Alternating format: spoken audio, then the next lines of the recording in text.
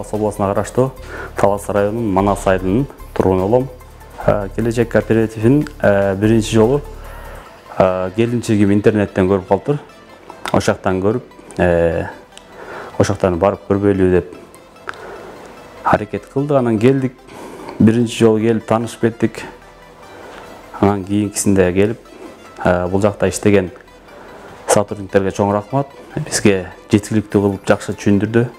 Андан кийин биз акча издеп аракет кылып, очередке туруп, 4,5 ай дегенде очеред келди. Биз 16 февралда турганбыз. 7 июлда бизге звонок этишти. Очередиңиздер келди. Ошодон кийин бизге 1 ай убакыт берди. 1 ай убакыт издеп, үй таптык. 4-чү горбольницадан алдык, 2 комнаталуу үй. Баасы 2,5 миллионго турду. Ошол келечек кооперативине ишенсек болот экен.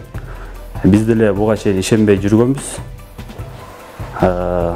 Коркуп ар кандай буга чейин көп эле кишилерди алдап кеткен компаниялар болгон. Биз ыраазыбыз келечек кооперативге. Үй өзүбүзгө оформление болду. Мага жакканы ошол үйдү өзүбүзгө оформить эткени жакты. Анан берде процент деген жок экен. Биз деле буга чейин мага 5-6 жыл болуп калды. Квартирага төлөп жашачым.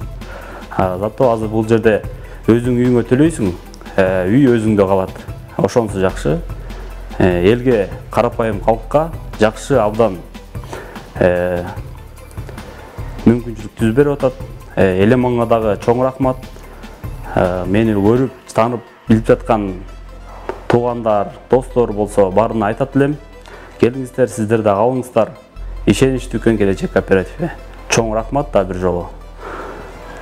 Ошол азыр кубанычыбыз койубузга батпайбыз, үйдүн турган кезибиз.